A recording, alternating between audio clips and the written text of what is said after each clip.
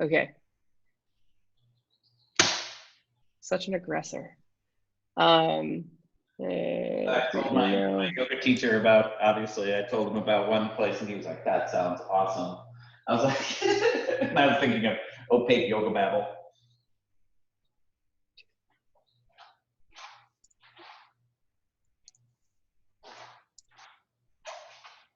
Your message was nice. He had basically come to the same conclusion when we talked earlier.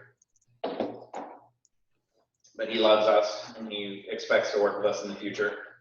Who? That's your message, Sam. Okay, hold on, focusing because we have a few minutes and Sam's trying to link. Sponsored cause as chosen by the board. Let me edit. Yeah, go for it. Oops.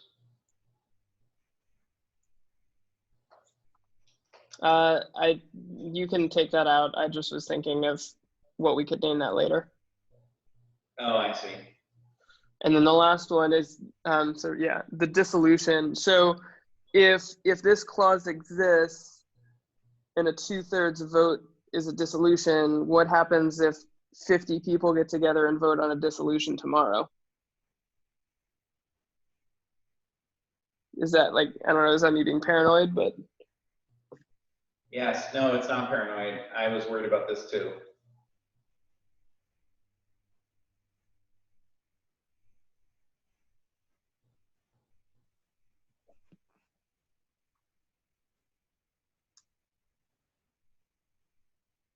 Why don't we make it a vote of the board and approved by a 2/3 vote of the members? I mean, if we can, yeah, I like that. Well, bylaws, I mean, this is the nature of, you can put anything you want in the bylaws and then anybody can challenge it. And like,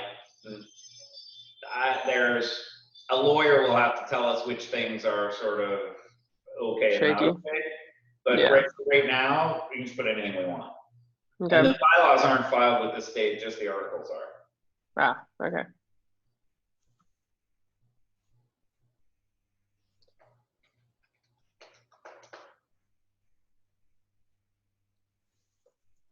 A 2/3 vote of, I'm going to change this one to of the majority of the members.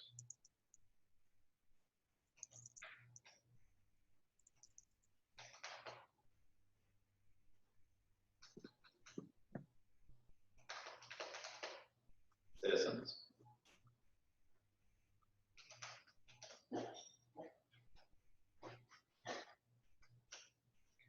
Any others? Nope. No other BS in this thing. Anything else? That's it. All right, we have 2 minutes. Anything else? Congratulations, Brian. I know you waited a long time for this. I'm excited to get started. It's gonna be a fun journey. There were 2 guys here, and I was telling them about it, and then they were, you know, and the other one is starting like an entrepreneur, similar thing, but just for entrepreneurs and all this, and it's, I was like, you know, it just can't not. I mean, just can't fail. It's already happened.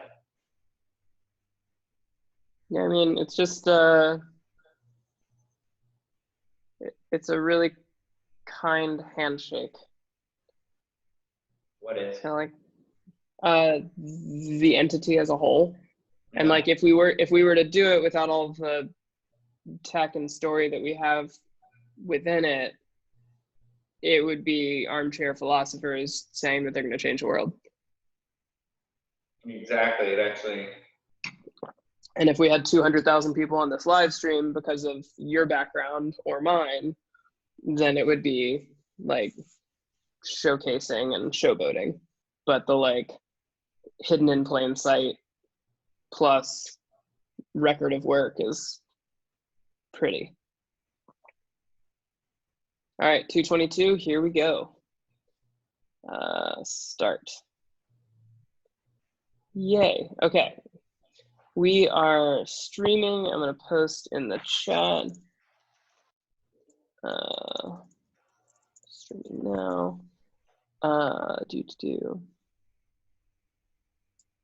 Stellar. All right. I will let you take it away. All right. So if you could pull up the waiver of notice.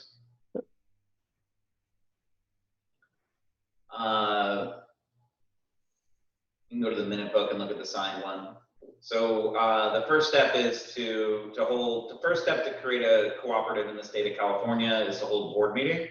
Because there could be no notice of the board meeting before the meeting, we have to waive notice of the board meeting, which Brian and I have done and signed and put into the minute book. And the minute book is documented, yeah. And then there is where is it? This is board minutes. Okay, sorry, you don't have this one yet, which is, yeah, you could click on BOD and then BOD 2022, that one. Yeah, the executed. Yeah, click Beautiful. on that one. It's loading, there we go. And then click on the waiver of notice just to see which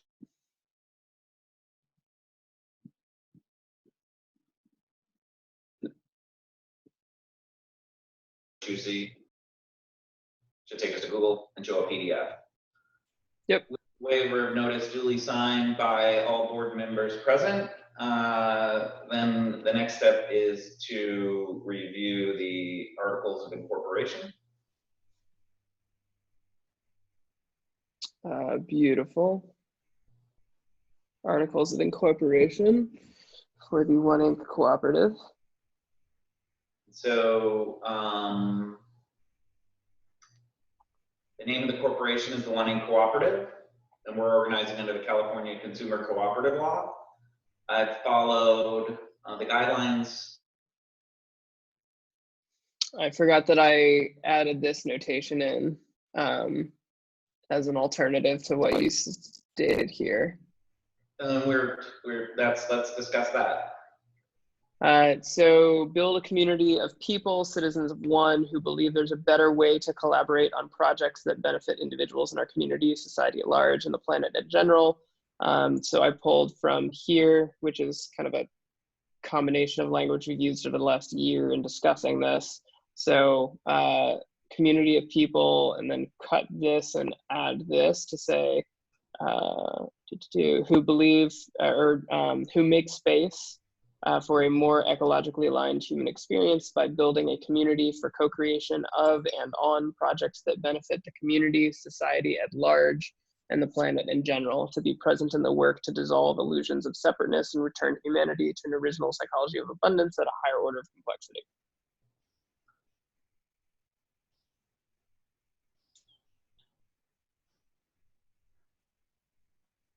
You got an extra parentheses there. Is that it was parentheses because it was a notation.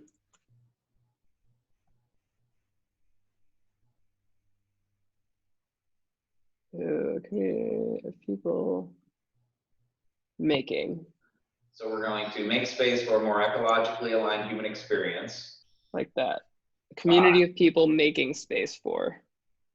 More. So by building a community, then we can't build a community of people can't build a community. Fair. Community aligned human experience.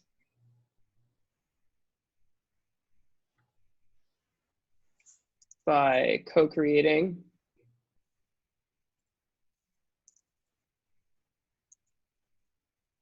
And then when I was thinking about co-creating in the framework of cooperative, I started using cooperating. Making space for a more ecologically aligned human experience by co-creating for the benefit of the community, society at large, and the planet in general. And build a community of people. Oh, I messed that up. That makes space. Well, the purpose of the cooperative is to make the space. The community is the cooperative. No, it's, I would well, just yeah, the I purpose would of just start cooperation it with building. make space. Yeah, like this. I like the language of community of people.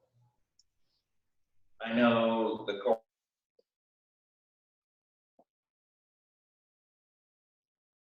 Well, the purpose of the corporation is the co-op is the community. So this also seems redundant.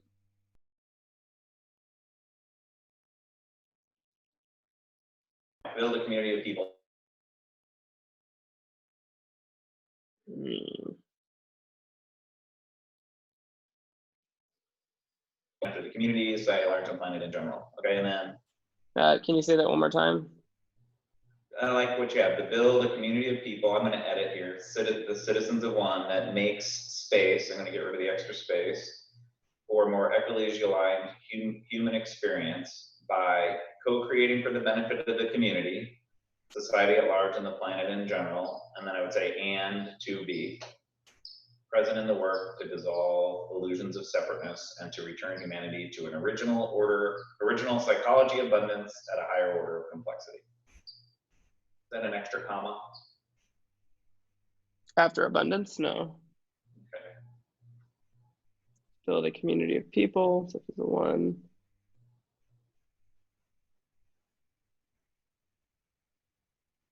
I like this.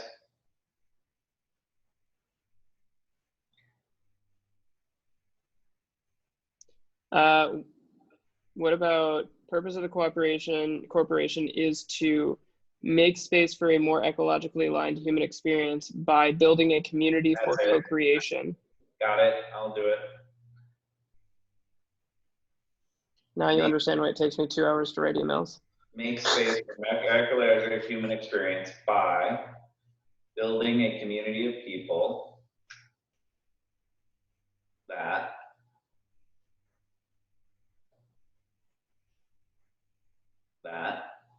co-create for the benefit of the community, society at large, and the planet in general. I might go a period there.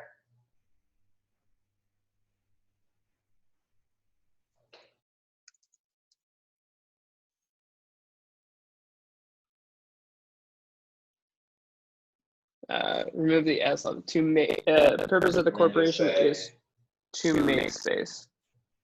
To make, yep. My internet connection is being upset. Okay, the purpose of the corporation is to make space for a more ecologically aligned human experience by building a community of people, citizens of one, that co-create for the benefit of the community, society at large, and the planet in general. Yes. We are present to dissolve the illusions of separateness and return humanity to an original psychology of abundance at a higher order of complexity. That is beautiful. Hold on your edits for a second. I'm gonna augment. There we go. Oh no, it made it unpretty. All right. Hold on your edits. Are we going to the green place? Nah, Oh, but Mom said we're going there. I can't go now. We're very whiskey. Oh, come on.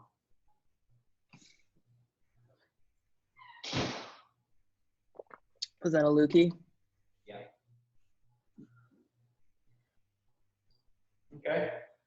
Article Beautiful. 3, the name and address in the state of California for this corporation's initial agent of service is you at the Cross campus every other Monday. Beautiful. I mean, I'm there other times too. Okay, More so to meet for show one. The voting rights of each member are equal, and each member is entitled to one vote.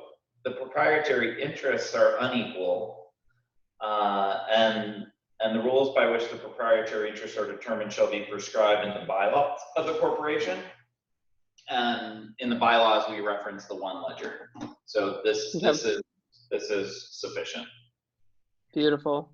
The names and address of the directors who shall serve until the first annual meeting are me and you at our homes, and in witness, we, being the incorporators and the initial directors of the corporation, will execute these post haste after this meeting. Beautiful. Okay. Yay. All in favor of adopting the Articles of Incorporation of One Inc. Cooperative? Do I have a second? Aye. Second. Do we have a second? Yeah. And now all in favor? Second. Favor. Man, I need some. Favor? Aye. Okay. Aye. Yeah. I wanted to say hear you though. You didn't get to say it, and did you? We definitely need a gavel. Oh. I'll get Chantel on that art project. Okay, the bylaws. Let's go to the bylaws. So I based the bylaws again on the California Cooperative Handbook, and then added in or tailored it to match the language we've been developing. So Article 1, the organization. The name of the organization is the One Inc. Cooperative, and as stated in the Articles of Incorporation, we have to copy that over. Do you want to do it? I got it.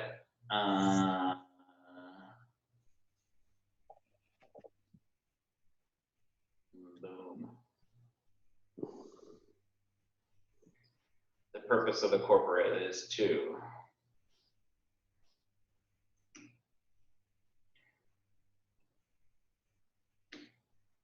perfect. The cooperative shall be owned by its members, which we call citizens, and shall operate for the primary and mutual benefit of its citizens as patrons of its products, services, and events. The board of directors, which shall be selected by and accountable to the citizens, shall be solely responsible for the business operations of the cooperative, and the assembly of citizens shall retain all powers as required by law or as otherwise set forth in these bylaws. Article 2 is about membership, which we call citizenship. So any individual who is in accord with the purposes of the corporation, there's probably a better way. You might want to, how might you say that, Brian? Any individual who resonates with our mission. Can we say yoga babble in our bylaws? We can. If the state of California doesn't object, I'm for that. Who resonates with our mission. Resonates with our mission and consents to our collective agreements. And consents to our collective agreements. Actually has an interesting and unintentional tie back to storyteller consciousness. Who resonates with our mission and what was your word? Consents to our collective agreements.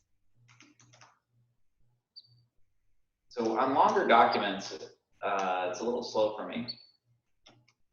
I think it's because of how many different streams we have going right now. Even when it's not, yeah, it consents to our agreements. Our collective agreements, implying that like if enough citizens object to the terms of service, then the terms of service can change. Yes. And is willing to accept the responsibilities of citizenship.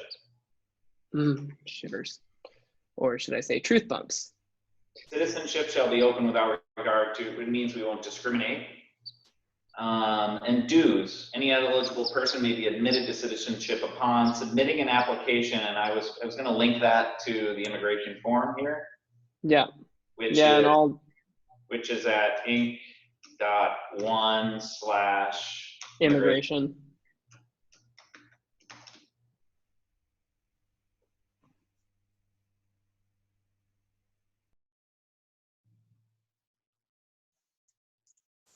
Would you augment one ledger for me there?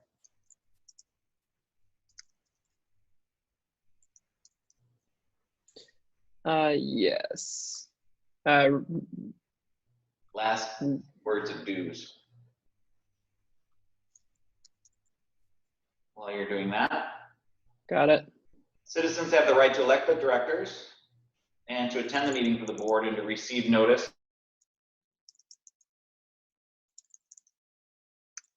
bylaws.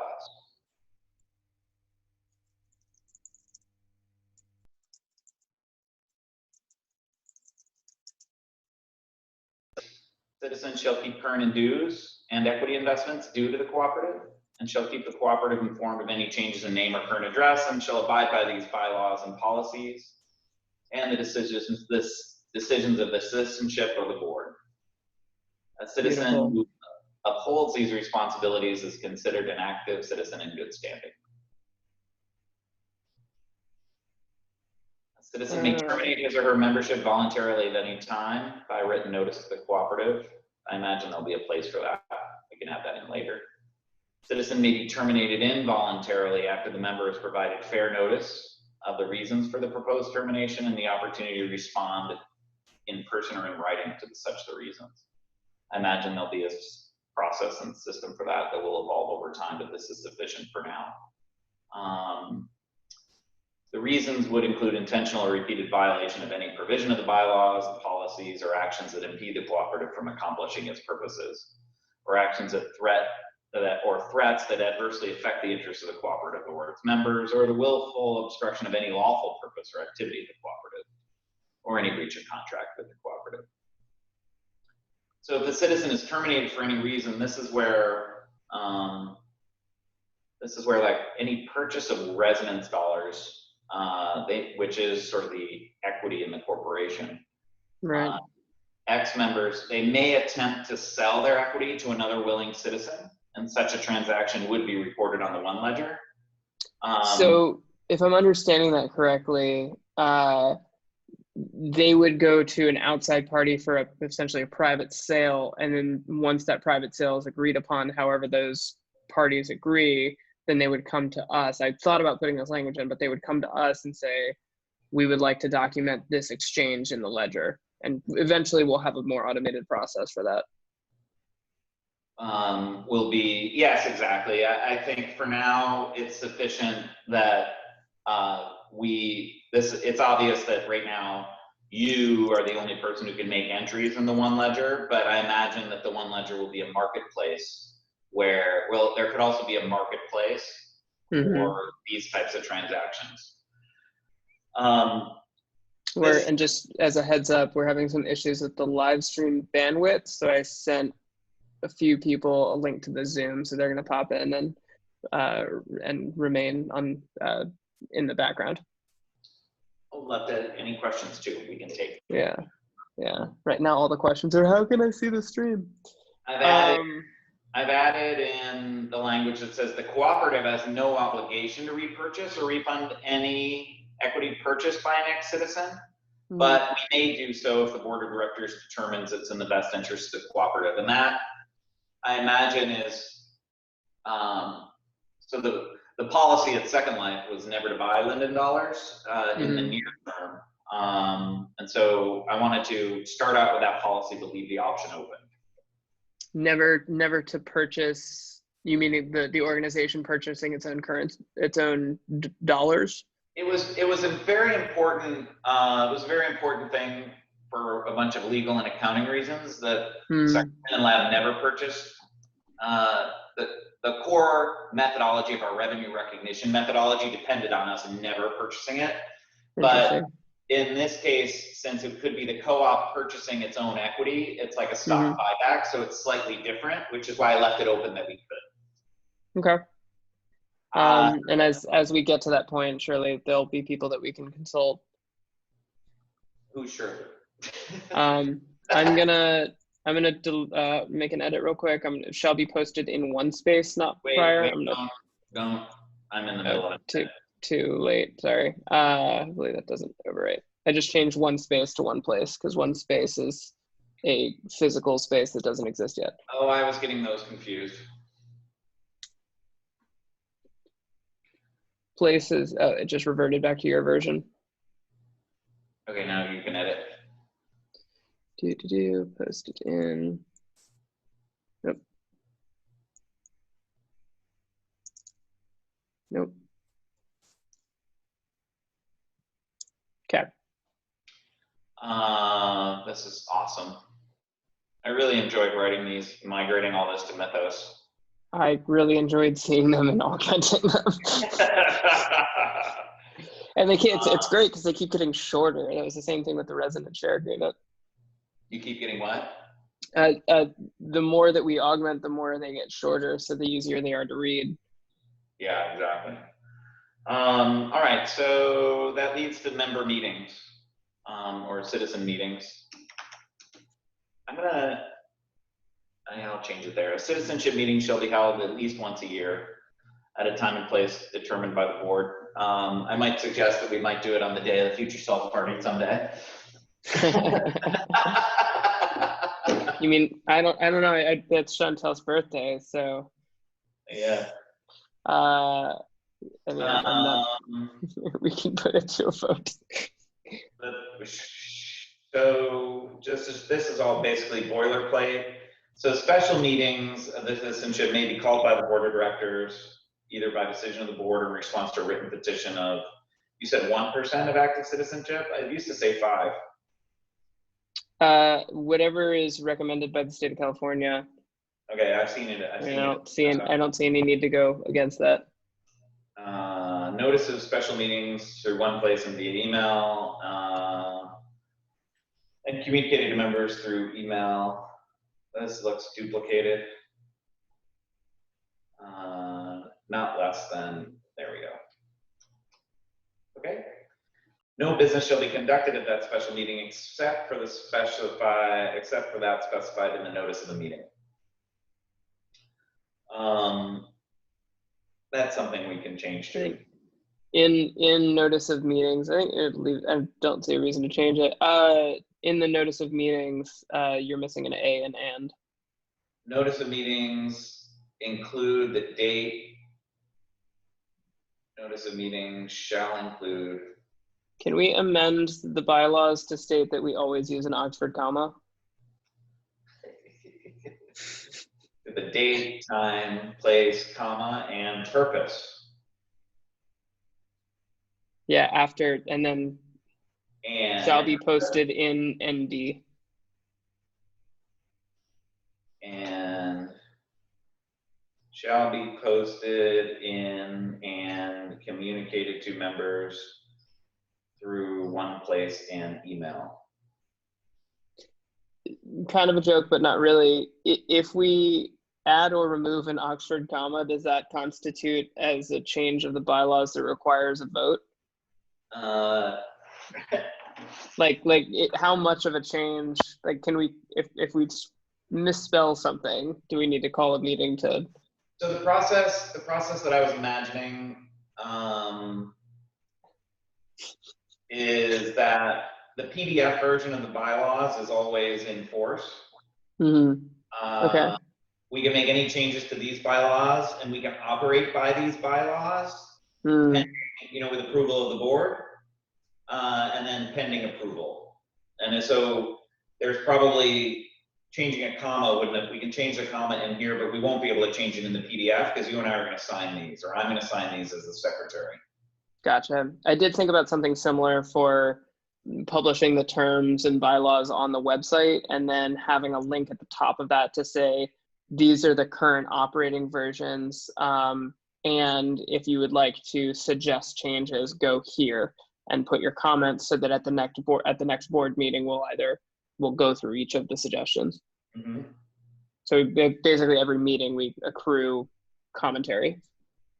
Yes. So then Article 4 is about the board of directors, which will be you and me, and may increase to include up to 9. 9, I don't really want to go up to 9 all that soon. It's just harder to coordinate, but I left it there because we don't have to increase it. Okay. I don't know. And the other question I have, and this is we can keep going because it's a question about like scale. Yeah, like 10 years from now, is 9 effective?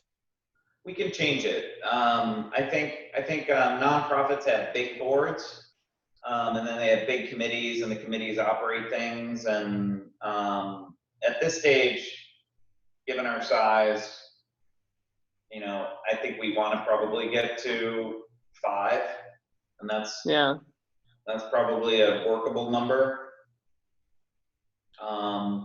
But we may also, like a non-for-profit, want people who are making a massive contributions to the collective as well.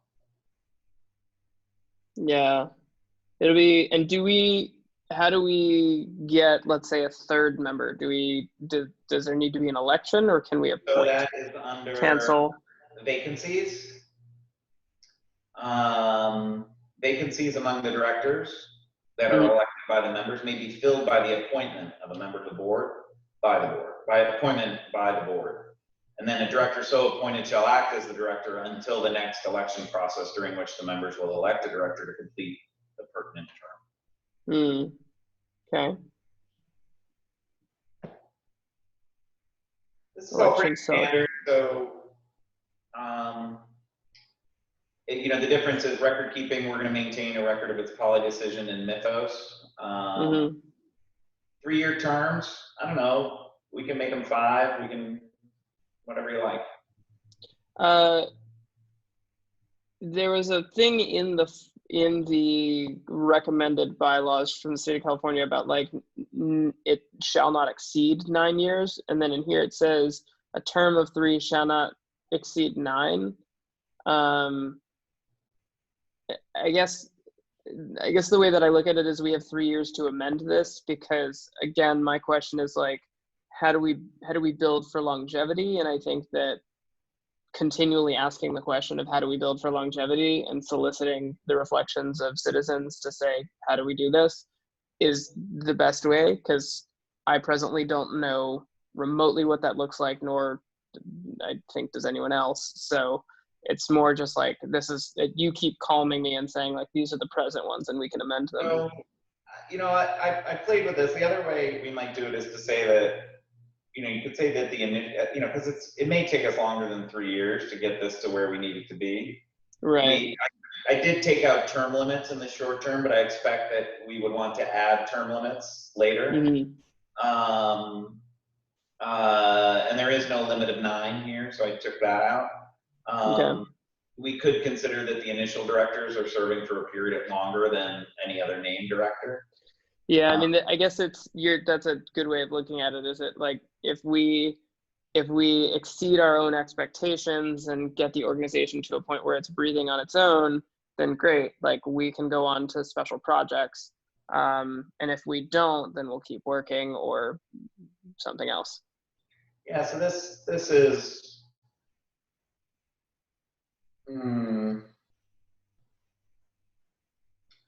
yeah, so I think this is a fine place to start. I agree. And instead of through Slack, you want it to say one place? Yeah. A said meeting at least 5 days. I mean, hopefully it's funny because one place is a name, and which is currently Slack, but can later be expanded to say one place is our broadcast system, which includes Slack. Yeah. So by augmenting the bylaws, we're able to grow more fluidly. I think you have an errant word in removal, a board member, including a permanent board member. Where is that? In removal, okay, good. A board member may be removed. Quorum, conflict of interest, and I thought putting in an $R stipend would be fun. That makes sense. Actually, should it be a stipend of 2222? Okay. That's great. Okay, now this section is this is the section that I think will be the most interesting section as we develop the nature of the one ledger. Mm. Because effectively so let me just read it, and then the concept here is that basically a cooperative pays patronage dividends, and that just effectively means how much you patronized or how much you are contributed to, and then maybe these should be contribution dividends, so we can. I'm looking up the. Patronage is the support or influence of a patron. Kindness done with an air of superiority. That's weird. Business or activity provided. I like the sound of patronage. It seems like they mean the same thing. Okay. So the cooperative shall allocate and distribute to members, to citizens,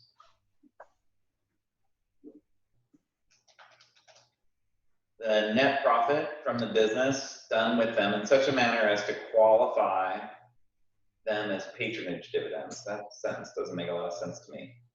The cooperative shall allocate and distribute to the citizens the net profit from business done with them in such a manner as to qualify them as. Okay, so I think that's overly complex. It is overly complex. I'm going to leave it as is though, because it comes from the legal documents, and I think the point here is it needs to be done in a way that makes them patronage dividends from a regulatory perspective, consistent with the cooperative principles and federal laws and GAAP. GAAP is generally accepted. Something a Wickham lawyer. Yes, exactly. So the board of directors shall determine when and how such allocations and distributions will be made based on contributions to the collective as recorded in the one ledger. And that just gives us free reign, and in the near term, we're not expecting any. Yep. Yeah, and I'll skip that for outside the board meeting because right now it's just hypothesis. By obtaining or retaining membership in the cooperative, each member consents to take into account the manner and the extent to which how they have to pay taxes on their patronage and refund. And agree that if they don't cash in their refund within 90 days, then we can donate it to a sponsored cause. Okay. Yeah. Yeah. I think those things are like, otherwise, if you don't put something like that in, I think it is sheets to the state. Yeah, my thought is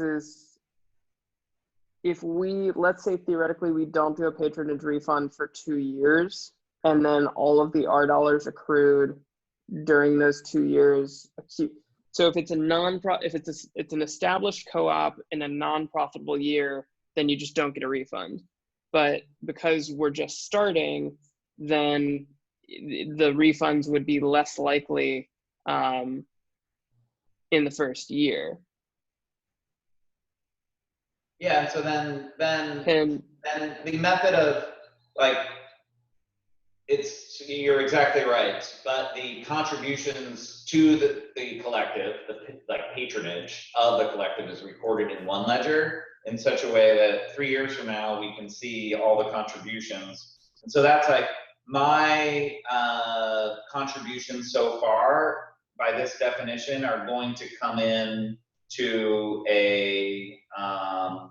the equity account of the cooperative is what this means. I'm not going to book it that way until I actually talk to a tax person who knows how these things work. But for the purposes of forming a corporation. But what would be the purpose of equity in a cooperative? It gets into something I don't think we want to go into on here just because of the differences in level of knowledge of accounting between the two of us, and that would take a lesson. But basically, in the model that I showed you before, I was booking that we looked at a couple days ago, I put in sales of residence dollars in as revenue. And I think by this definition, the sale of residence dollars, if they're just buying residence dollars to hold, those feel like they're sort of like allocating them to the equity.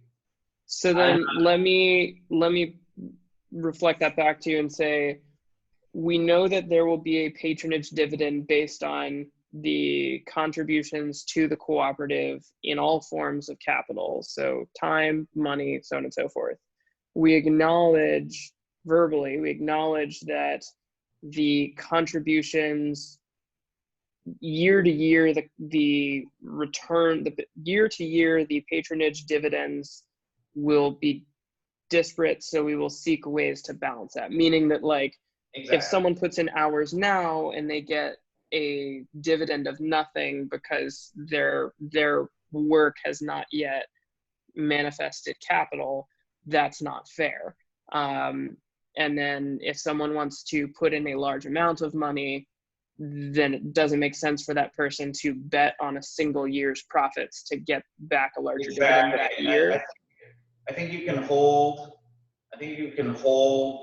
basically the purchases of residence dollars that are always recorded, and the balance that any individual quote unquote holds, are the method of accruing the patronage dividends. And that then the fact that the cooperative distributes its profits through the patronage dividends, I mean, this is where it's like, wait a minute, is that a security? Well, there's another option, and this might sound insane, and feel free to say let's talk about it later.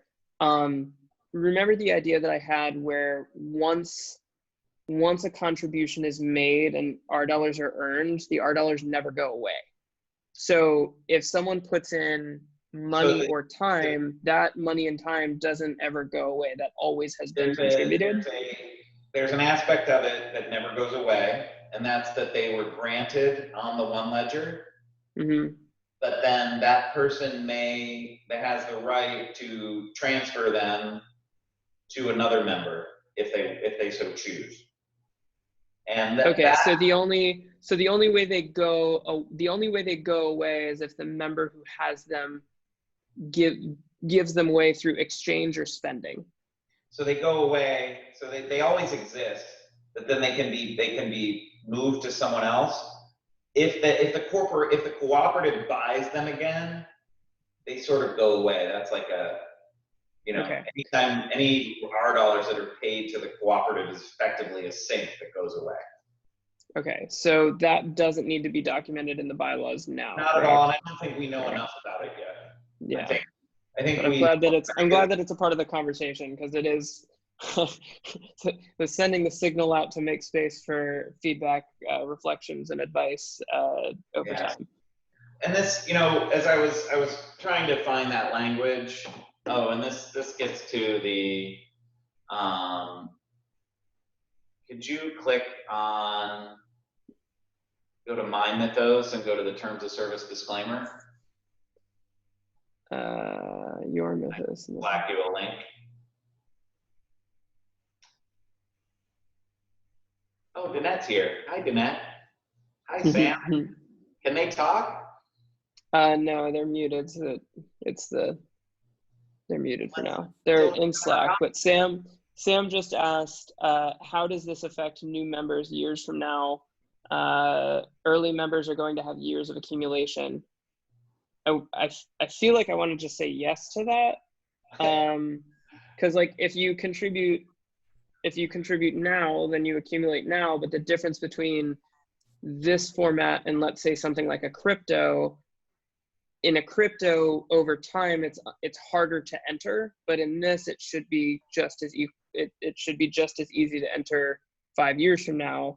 It's just a matter of how much work you contribute or how much capital you contribute. Yes, exactly. Like you're saying, like in Bitcoin, it's harder to find the next Bitcoin and there's a limited number. That's not the case here. So Danette just jumped in and said, why is it harder to enter using crypto? So I'm going to retract that statement. Not a crypto expert she is, so I'll let her speak to that later. Cryptocurrency or Bitcoin related to the one ledger is a sort of rabbit hole. Yeah. At this point, the one ledger merely records kind of contributions and participation. And as we go to the residence, if the residence dollar terms of service indicate that they are basically, all it is just a record in the ledger, and they have no other purpose at this stage. Yeah. So this is like a disclaimer. I'm not sure how we, from a Mythos is a platform that's enabling us to build the One Inc. Cooperative. So all of our policies in terms of service are being shared and edited on Mythos. So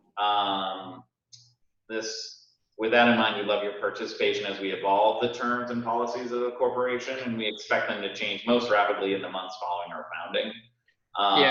And I think the most important part of the disclaimer is I'm not a lawyer, and I don't claim to be one, and I'm not offering legal advice to the corporation. And we need some legal advice, and I expect it will manifest, but I think just creating the co-op itself, we're complying with, basically, we have to hold this board meeting and file the articles of incorporation with the state. So that's where we are. Danette, I'm not going to type this. Danette asked who will post the entries in the ledger. For now, from a technical capacity, it's limited to board members, but the intention is to build a platform that enables exchange, like purchase and exchange. Sam, years from now, new members still cannot expect to receive a dividend, even if their work within a given year greatly exceeds the work of early adopters. Years from now, new members still cannot. I disagree with that. Hold on, let me put a pin in that comment because I'm not sure what that means. Let's get through what else do we have? Okay, so let's go through the rest of this and then track back. The rest of what? We're through it all. Consent of members, retained, dissolution. Okay, do we need to adopt these with the vote? And then I want to open it up to the floor for questions and commentary. I guess, or should we wait to adopt? Should we do questions first, or? Yeah, let's do it. You don't have to read everybody. Can they all just talk? Yeah, Sam, Danette, I think I answered that question. It's more of a technical limitation for the time being, but Sam, feel free to jump in. I'm curious to hear what you mean by that question. Cool. So basically, I'm looking at, right now we are early adopters, and essentially we are building our dollar value as we go. So if those values don't ever decrease with spending them, or they're cashed in or anything like that, 5-10 years from now, a new member comes in, works their ass off for a year or two, they're still not going to be able to generate a balance that becomes a material percentage of the total. If the value is only, there's an aspect in the ascent of humanity, Brian, what's it called when the currency loses value over time? And so it's a demurrage. Yeah, so demurrage currency loses 1% of its value like every month, and so it's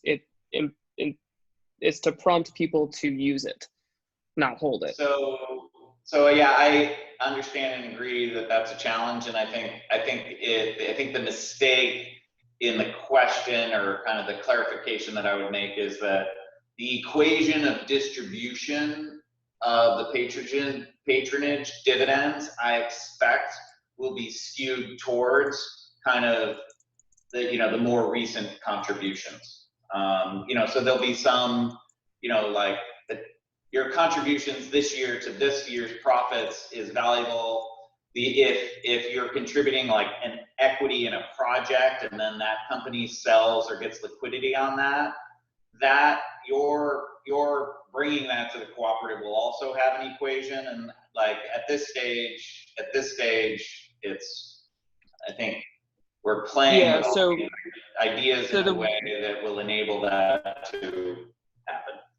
Yeah, and speaking more to that, Sam, just for context, is John and I have talked about, I mean, the original intention is branded venture capital. So creating various projects under the one brand so that one provides its brand, its community, its technology, its support to that project, but the originators of that project will own equity in the project. And then most likely the co-op will own the majority. So for example, something like Spiritual Bro could be owned 51% by One Inc. and 49% by the creators, John and I. And so if there's liquidity, then it would be split in that way. Again, theoretically, we're working together to find something that makes sense for everybody. Okay. Good. See, all Good these question. questions I have too. Yeah. We've just been thinking about it, and We're excited to now know, have a framework for discussion more than what we anything. know is we have to do this first, and then we have to make a bank account, and then at this stage, I'm not sure if anyone else but me has bought residence dollars, and so I think we're okay.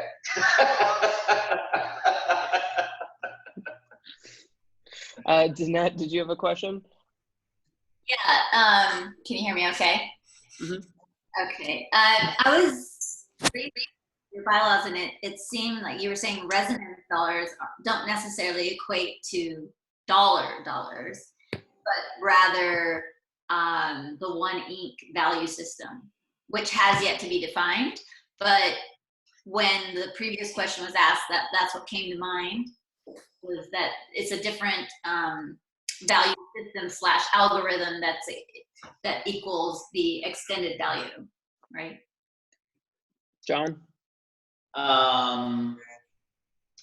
So what we know right now is that contributions of any form will be recorded in the one ledger. We happen to call those contribution residence dollars. Right now, Brian is the arbiter of allocating them and issuing them, and there'll be a method to purchase them. We don't expect in the short term that they have any value, and Brian, you might want to pull up the residence dollar terms of service from my Mythos.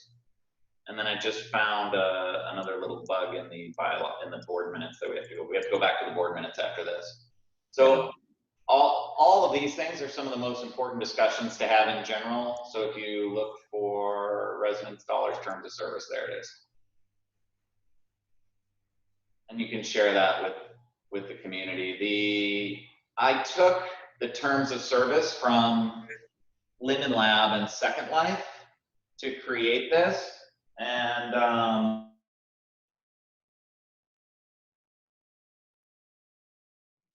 basically, the difference here is that we're going to use records of the residence dollars that are purchased and held and given, and they will receive, this is how we'll allocate the profits of the cooperative.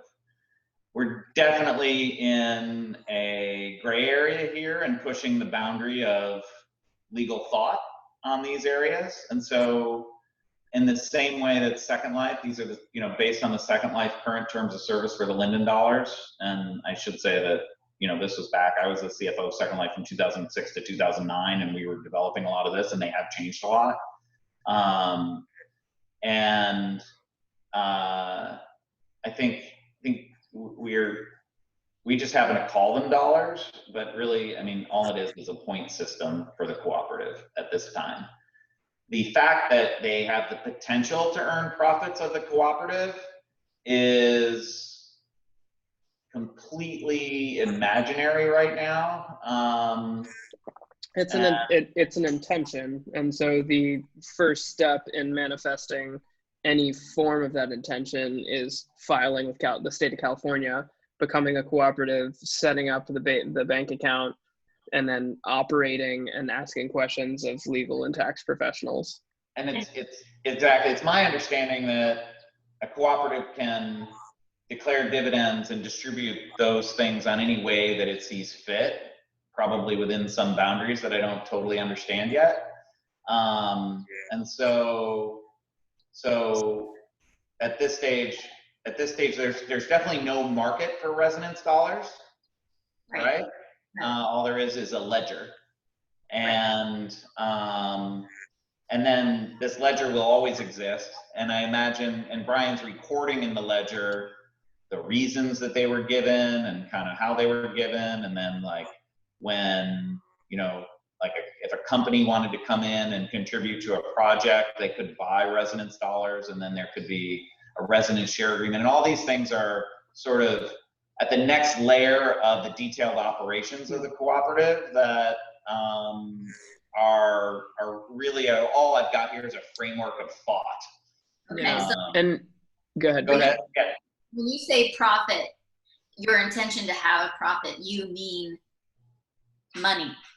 Well, a cooperative, like in the simplest cooperative that people have probably experienced would be like a grocery store co-op, where people can provide services at co-op and they get discounts. They can become a member and they get discounts, and at the end of the year, they get a distribution of the profits.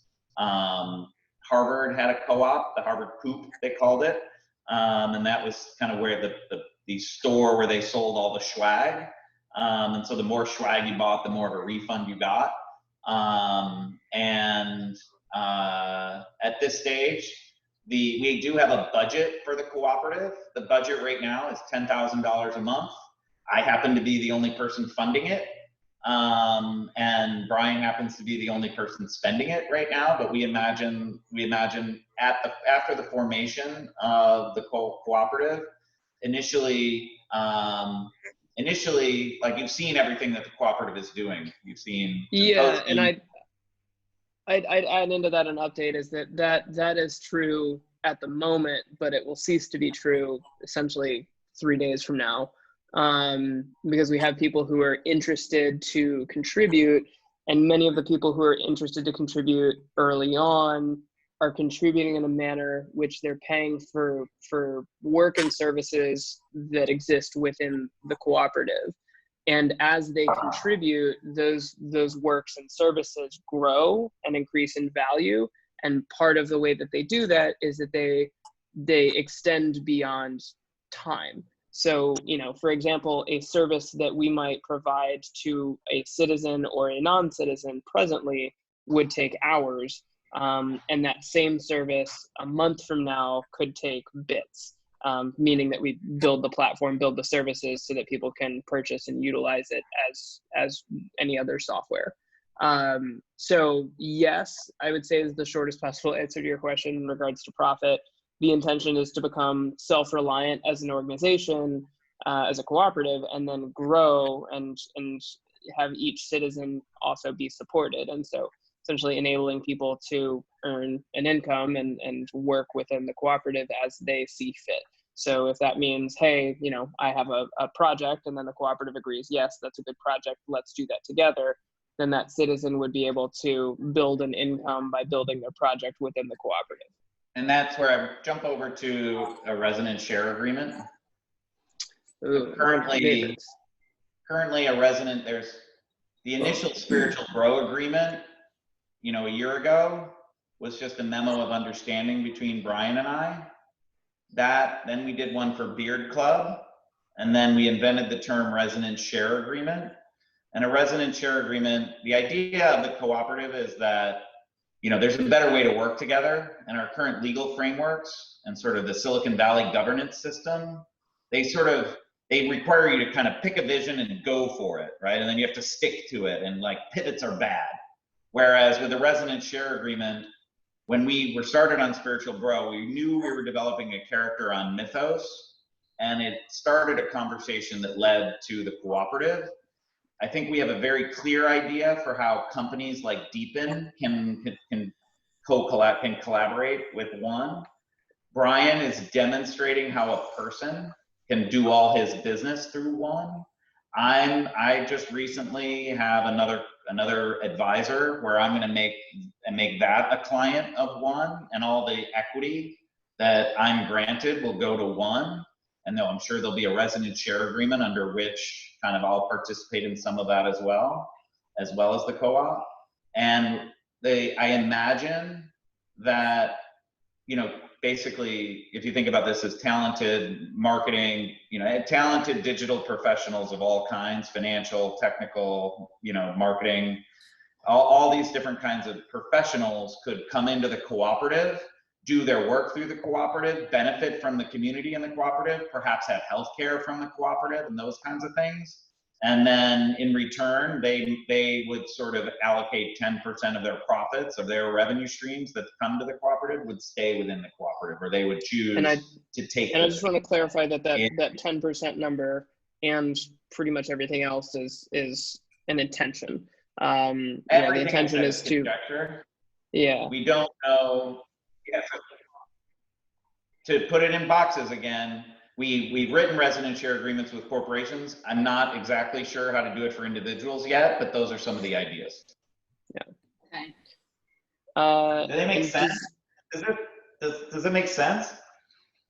It does, but I remember hearing at one point that there was the intention to also quantify contribution in other forms other than money, obviously.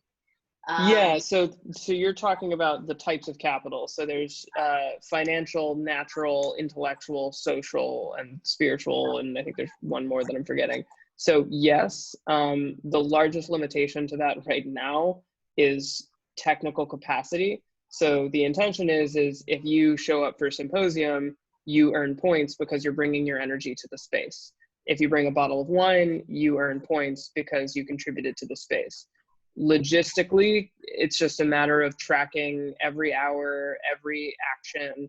And so the intention in my mind is to build something like a self-validating Foursquare type badging system where, yes, I saw Danette bring, like Danette says, I brought a bottle of wine, and then someone else says, yes, I had that bottle of wine, it was delicious, thank you, Danette. And then we get, cool, confirmation. Below a threshold, we're like, all right, cool, if it's below this threshold, 3 people validated, if it's below this threshold, 5, and so forth. That can be built, it reasonably pictured in our minds. It's just a matter of dev. All right, great. John, or if we don't have any other questions, John, do you want to jump back into the minutes because you said you had something else to finish? Hang on, I'm just fixing this. So keep going through discussions. This is helpful. I just have a couple little edits here. Yeah. So go ahead, Danette. Go ahead, now talking. We mentioned that we talked briefly about this, Brian, the other day. The reason I was asking how you wanted to quantify some of these things was because personally, I see that there could be a value to using crypto in that kind of quantifying rather than strictly dollar amount, but a different way to exchange value and that's equal money necessarily. And it's peer-to-peer. It's a peer-to-peer system, obviously. You just sort of have, a one ink wallet or something, and everyone has their wallet and their residence dollars in there. You're thinking on that as a blockchain futurist is absolutely critical to me. As an old man who had the world's largest virtual currency before there was Bitcoin. The simplicity of a ledger currency is very important to the co-op at this stage. And simplicity and also legality, keeping it as a ledger until we know more clearly, like, yes, that is functionally simple and there are tools to do that very quickly, but it also raises, like, in some cases, more questions than answers. So I think the stories that I have of what we've done over the last year in terms of simplicity and how in a frame comically duct taped a lot of things were until we were like, oh, that's what we were doing for the last 6 months. But that's the kind of question to keep asking and say, all right, like, what does that look like? Why would we do that? Why should we do that now? Should we do that later? Is it a thing to make it functionally easier, or is it something that adds value in a different way? And I would say to you, I'd say I'd absolutely love to see your memo on that. And what after this meeting, what you see that as doing and how you see it used more short term than long term. Long term, I think John and I both see what you see. Short term, it's kind of just a question of when. Yeah, as far as, at least for me, it's almost like an experiment that I'd like to run to see how you can sort of divvy up or quantify contribution that doesn't necessarily mean money, right? Yeah. Just the value. And I think that, because where I think we're going as a society, so Yeah. it'd be nice to do sort of a beta test at some point if possible. Yeah, I mean, Well, that's I essentially had an what idea some time ago that I think will get worked in at some point, which is, on Reddit, you can badge people now. On Foursquare, you could earn badges. I like the idea of things that expire unless they are given away. John and I have talked a lot about like demerge currencies which lose value unless you spend them, and then also like being able to say like, today I learned as a badge, I should only be able to give that away to one person per day. If I don't give that away, then it goes away, and then the next day I get another one to give to another person. If I don't give it away, then it goes away. So having a lot of more of a appreciation, gratitude, and authentic connection platform, then it's more about authentic relating than it is about quantification. And then also, like, I should be able to give something to someone who's not on the platform, because just because they're not a citizen doesn't mean they didn't give a contribution to the collective. Case in point, Charles Eisenstein, who wrote The Ascent of Humanity, gifted the Cooperative a lot of this language and a lot of these frameworks, and yet he doesn't, to my knowledge, know that we exist. But yeah, no, I understand that. That does make a lot of sense. I think I was just wondering if there was a place for that at some point. And also with smart contracts, you can definitely have things evaporate. There is a time limit. You can set your time. You can program whatever you want into it.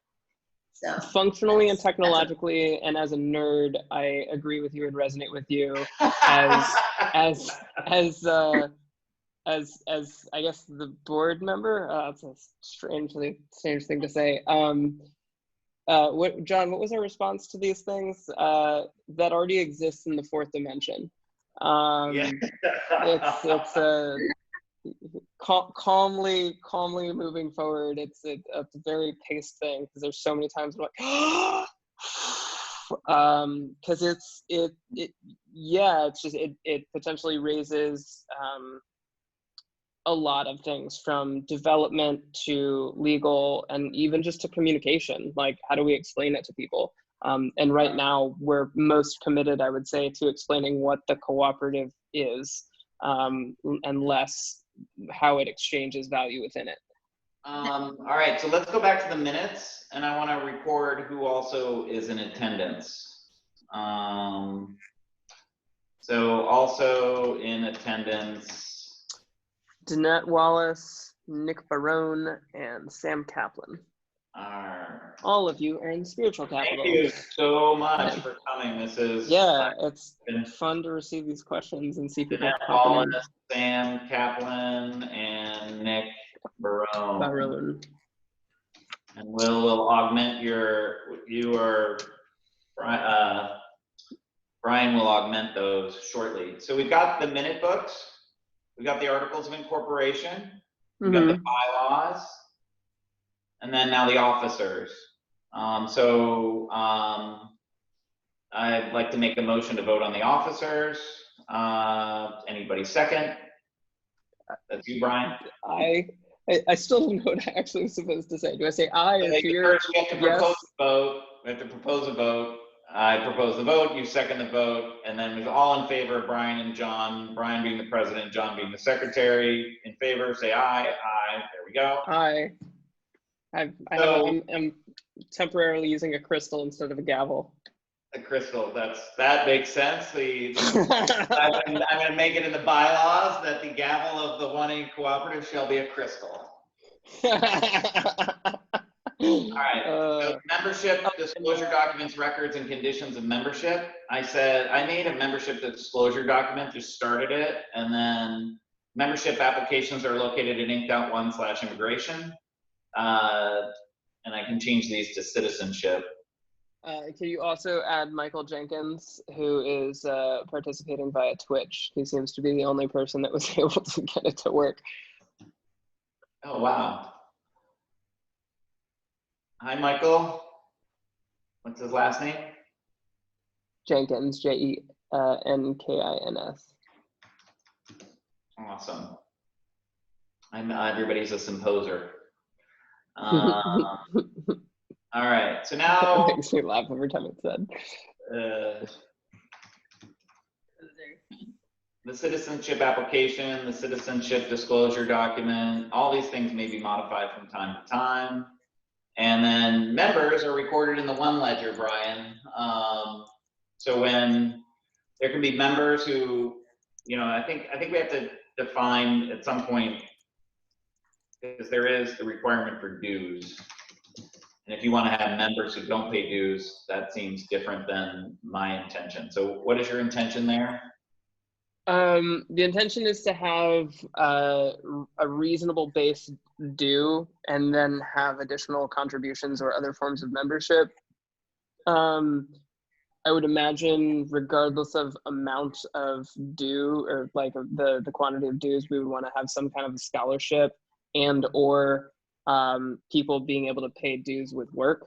So yeah, with residence dollars, I think that's dead on. I think all that's yeah. good. I mean, the intention is that we'll be able to take residence dollars as dues. So if you already have residence dollars before you join the co-op, which can happen, absolutely. You know, like if Charles Eisenstein is like, I'd like to join, then he's not going to pay the whatever amount, which we've talked about a few amounts, but I don't think do we need to settle on one? No, not here Okay. at all. So, so the one ledger, and then, so that I'm calling it the one ledger, but traditionally it's known as the record of members and shares of the cooperative. I also enjoyed, you guys will enjoy Article 10 of the bylaws when we get there. So now we're going to issue shares without a permit. And that's because we don't exist yet. But when we file, Brian and I will pay $1 for 10,000 shares. Right. Eventually, I don't know. There's a lot I don't know here. So I'm just basically using the template and filling in blanks. And then we can, if for whatever reason, then we have to change things here, we will do that. But this is the initial sort of cap table of the it's a corporation that you form, and it's designated as a cooperative. So Interesting. and then just for now, I just said that the board will set that all shares will be issued for $1, but we have no intention in the short term to issue any more shares until we understand the legality of that. Seems like a good thing to add. So then basically Article 7 just says that we're directed to procure all the licenses and permits that we need, and basically and then file with the state of California. 7 and 8 say that, I think. And then Article 9 is any corporation has to authorize its officers to open bank accounts, and then designate who are the signers on the bank accounts. And so that is Brian and me. I haven't really changed anything from the statute. The corporate seal I did change significantly. And so I said, resolve that because traditional corporate seals are antiquated, the cooperative will accept the creation of a PDF and the placement of the PDF and the digital minute book as the same effect as a traditional corporate seal. I love that. I'm really curious how the state of California will respond to that. Yeah, I don't think they'll look. The principal executive office. Can I pause for a second? Do shares equal $R? Yeah. Are those two things the same? No, not at all. But they will have a translation somehow, and I just don't know. I'm not connecting the two very specifically because then the $R would be considered a derivative security. Okay. Right. So basically we're putting a pin in that as to asking questions. This is basically when you formed Mythos 1, Inc. You paid $1 for the initial common shares, and that is right. That. Okay. Okay. And then the principal executive office is will be with Brian Swishkow Care across campus. Mm-hmm. And then at this point, Brian, you would ask whether there's any further business. Is there any further business? And I don't have any further business. Do we just stick around until 4:20 when we adjourn? Well, we can end it. We can end at 3:33. 3:33, they're perfect. And Crystal. All right, so I'm gonna now drop all these into a PDF and send them around for signature. And Brian, you can adjourn the meeting. This meeting. Wait. We can Brian, keep talking, but I would like to adjourn the meeting at 3:33. Yeah, we have to. We can adjourn it and then keep talking. It's Cue the crystal. Okay. Meeting adjourned. Do the crystal. This meeting has been adjourned. I love you, Sam. That commences the first meeting of the board of directors of the One Inc. Cooperative. Yay! It was 1 hour and 11 minutes. I'm gonna know. That would be why the 3:33 was nice. Yeah, You can go to 4:20, but it's 1:11. It's 1 hour and 11 I minutes. just have to say, seeing you all pop up on the video, like as everybody keeps speaking up, is just like making my life happy. I appreciate it so much. You all are amazing. Yeah, thank you guys for having this. This is great. It's very informative. Sam, did you have something that you wanted to say? I sent you a message via Slack just to see if it's even relevant to bring up. Wow.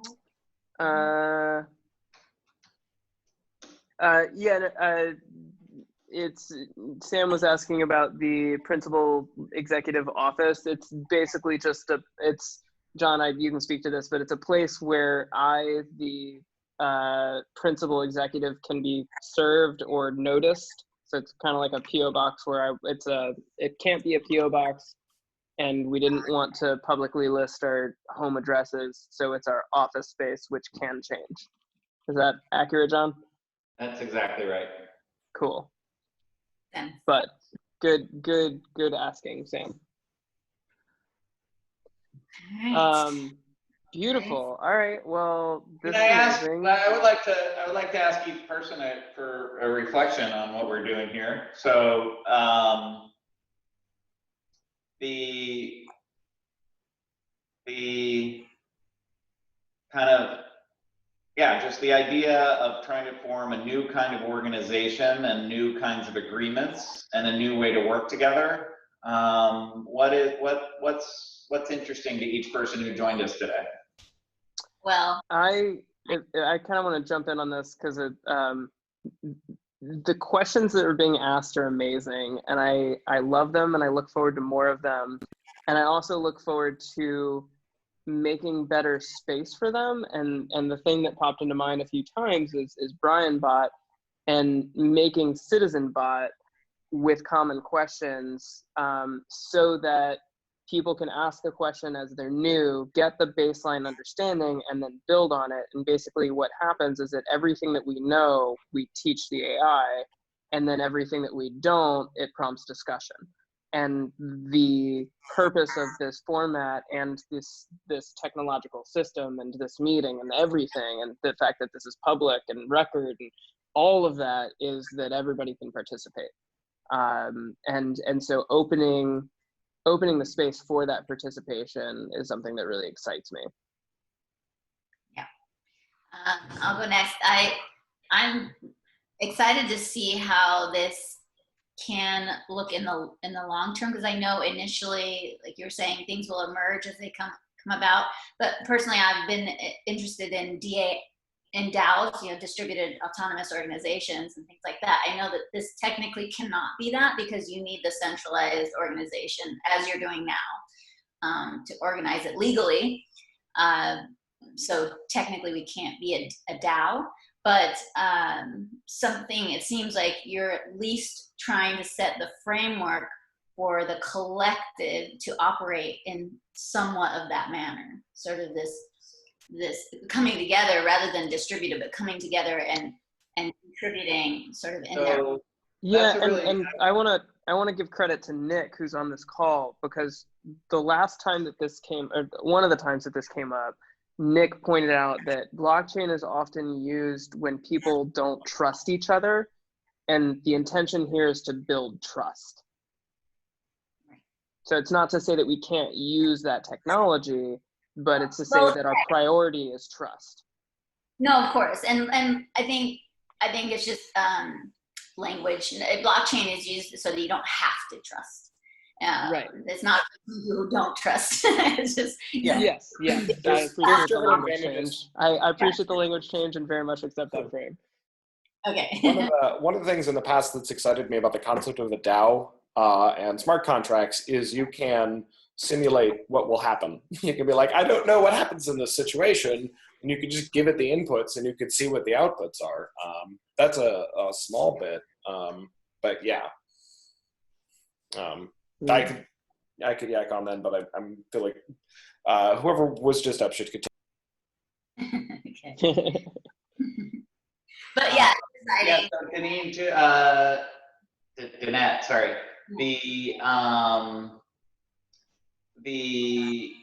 I believe that the intention of resident share agreements is to enable a distributed autonomous organization, and that's the first time I've used that sentence. And so I would love to connect any, writing, if it's in Mythos or not, about distributed autonomous organizations to kind of the as we develop the concept. Brian, you might want to pull up the mapping on my Mythos of sort of corporation language to cooperative language. Yeah. But I love that memo. The idea of, so if there is a organization based on trust, then you can use lighter weight agreements to work together. And by lowering the cost of forming corporations and agreements, these kinds of things, of forming collaboration kind of vehicles, then you can theoretically fund non-Silicon Valley sized projects, if you will. Yeah. So our whole concept started as an idea, which was a story on a Mythos. And then we created Spiritual Bro, and that was the first resonance share agreement. And then also a Mythos memo. Also a Mythos memo. And then I have basically, in hindsight, purchased resonance dollars and allocated them to the creation of basically Spiritual Bro, and in effect cause the further development of everything that Brian's been working on. And so that's also where Spiritual Bro, being largely owned by the cooperative and minority owned by John and I, so then the value that Spiritual Bro brings to the cooperative, both from a technology standpoint, from a citizens getting paid to do work standpoint, and also on March 2nd, very likely New York Times talking about symposium standpoint, which originated because of Spiritual Bro, then the cooperative benefits from that, and so too does everybody else involved. So, but there's, to both the project benefit and the cooperative benefit. That's great. Thank you for that. Nick? Yeah, things that popped into my head. The sort of way of thinking through, the idea of trying to find different ways to organize humans so we can do something more and more interesting, particularly with regards to information technology, has been with me for a while. So it's good to be a part of actually exploring what that could look like. And the degree to which it's like a little step and then a little step is also quite nice. It's not like we're trying to do it all at once. It's like, let's just do this part. Let's just do that part. Let's do that. Exactly. So like part of the way that the idea of resident installers takes place in my head, and sort of to address some of Sam's concerns that he had mentioned about like what happens to people coming in later is, well, we don't actually have to decide what they mean yet. And we can decide what they mean as we go, but you got to start counting. And to do the proper Nickism, a lot of these ideas came from thinking through a book called Damon, a sci-fi book by Daniel Suarez. It wouldn't be a Nick reference without where he replaces the two references here are Damon and then Down and Out in the Magic Kingdom, which is Cory Doctorow's novella on why it sucks to be an asshole in a reputation-based economy. And in Damon, they replace the existing civilizational infrastructure with one both.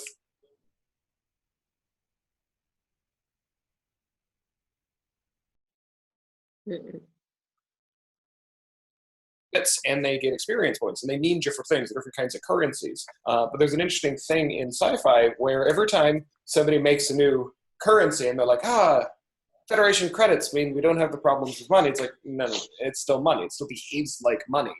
But what you actually want to do with money on that scale, arguably, is just decide where to send things. This is where I'm going with this. It's like, okay, where do I want to put my time, effort, and resources? And instead of saying, okay, well, I'm going to go after the highest bidder, you can be like, okay, well, I have all this information about what people do with stuff when they have it. I care about these things. Let me query the information to see who will have a good impact on the things that I care about, and then go give them my resources. And the idea is just measure now, decide later. In terms of this meeting in particular, though, it's interesting when things feel real. Like, when does something start having impact? And like, this is real legal documents. This is a real legal meeting. Like, I mean, that's real. That's the thing that I appreciate that you feel that, because I have experienced that a few times in varying ways. And the one that comes to mind most immediately is when Chantel told me I have an idea for a stand-up bit about a female Genghis Khan, and then that turned into an illustration. The illustration turned into a t-shirt. The t-shirt turned into a domain. The domain turned into a joke. The joke turned into a story.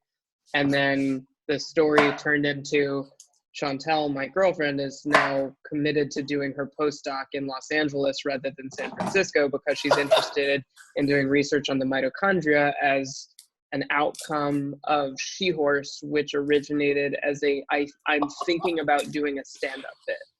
Yep. And in each step of that, it became progressively, ever so slightly, in a frame of thinking, more real. Oh, interesting. Yeah.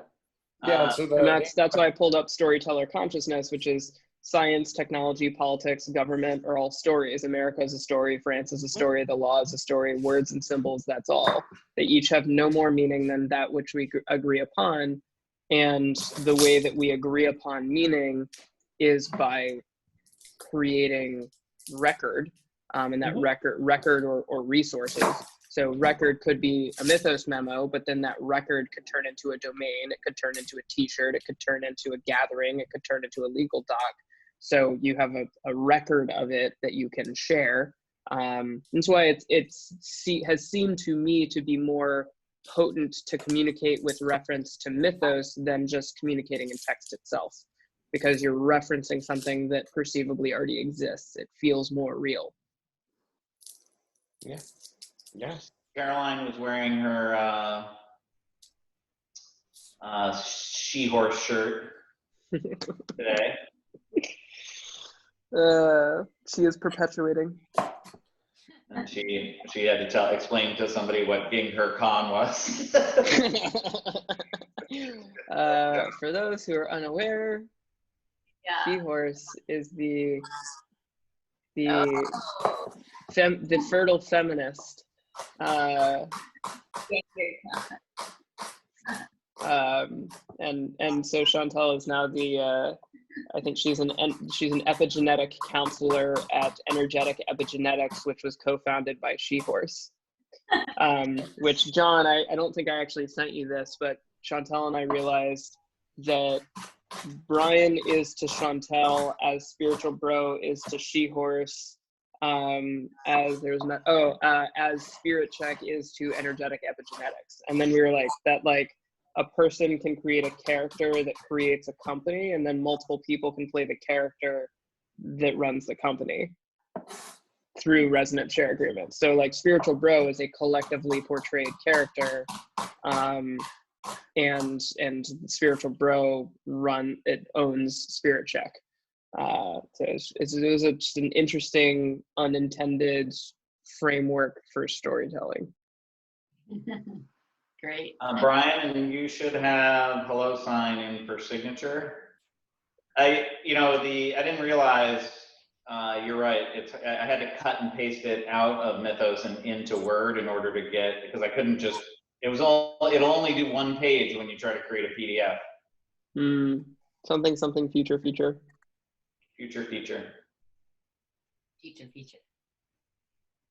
That's a hashtag in my Mythos. To open a bank account or to file with the state of California and probably wait and then open a bank account. We are manifesting a bank account. Maybe that bank. Sam, did you have comments? Was there an original prompt that you were looking for comment on, or just comment on my experience of the meeting? Well, just the vision and kind of the reality of it now. I think it's pretty cool. I'm very new in the community. So I feel like it's been taking some time to get up to speed in terms of what the vision of the community is, but I've enjoyed the process of that. And I'm very intrigued by a lot of the language that we use is around trying to be abundantly clear. And it's very amusing how when we try to be extremely clear, we often say very confusing things. Yeah. But it's through that process that we find clarity. It's like you have to create the confusion in order to find the clarity. Mm-hmm. Well said. There's a potential pun there. I'm enjoying the co-creative aspect of just having these conversations with people that are all kind of interested in this same idea of bringing clarity to what respectful working relationships look like. There you go. Snaps on that. Yeah. There's a little joke that popped in my head where you were saying that. That's we're so used to scarcity thinking that abundance thinking is confusing. Right? So used to scarcity communication that abundance communication is confusing. No, not actually. Like your point is legit. It's hilarious how many more words you have when you're being abundantly clear. Right, but in the effort of being abundantly clear, it's very easy to take people off track.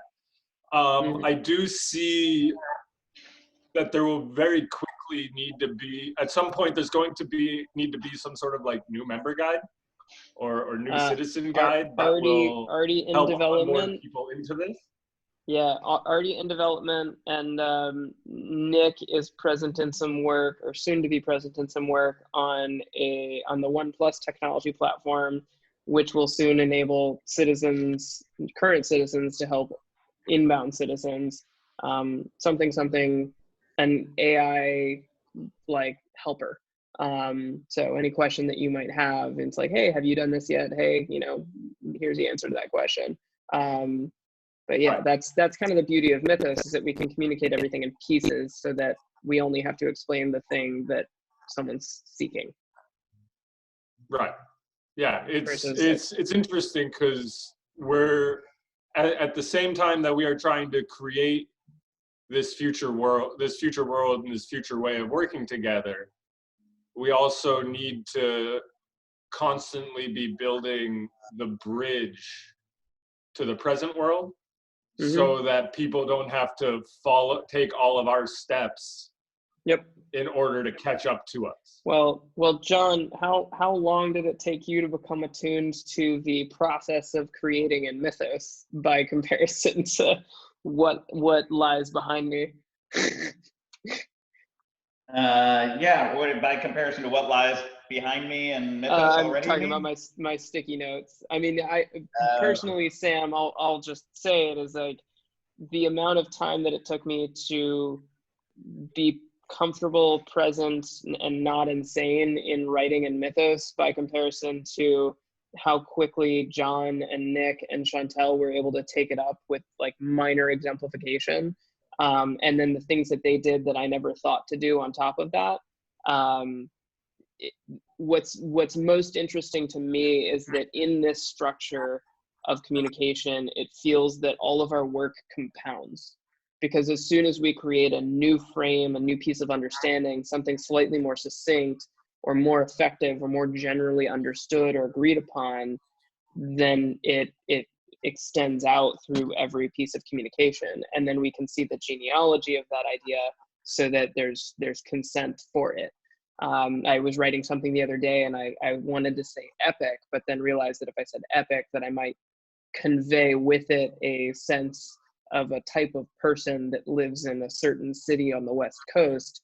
And I didn't want to be perceived as that because my frame of epic is that of a story that is told. And so I linked my memo on epic and I was like, when I say the word epic, this is what I mean. And so not everybody has to click that, but if you choose to have that context, you're welcome to click it. And so layering the information like that. Now we all have to have your definition of epic, or we have to edit the Mythos method. No. That's when I'm writing, I'm using that word. Totally That's my definition. That's how I use it. I'm not going to augment the bylaws with the word epic. But, although that'd be epic. There's a good phrase from a sci-fi book for this called Sprakalingo. Everybody gets their own Sprakalingo. Your dialect. Shameless pitch because I'm the owner of opakeyogababble.com. Oh. Wait, opaque yoga battle? Opaque yoga babble. That was one person's response to resident share agreement as illegal. So, and what was funny is that his response was thus because Scott Galloway coined the term opaque yoga babble, and I introduced him to Scott Galloway. Did you know Scott Galloway is an investor in Assemble Brands? I did not know that. Things to talk about later. All right, well, I feel called to adjourn because we're fast approaching a time at which there will be a 4 and a 20 on the clock. And I greatly look forward to the manifestation of one space where we can share physical space for said meetings. And share in the adjournment towards other activities later. Yeah, and I will, as soon as I have all this posted in the minute book, I'll share it in the channel. But well done, beautiful. Brian. Thank you. Thank you, Jeanette. Thank you, Sam. Thank you, Michael Jenkins. Thank you, Nick. Yeah, it's so much magic in all of this. It feel more real with you here. Yeah. All right. Bye. Bye-bye. Peace and love. I'm just gonna be throwing the ball down the hill out of the gate. Okay, I'll come with you. I'm just gonna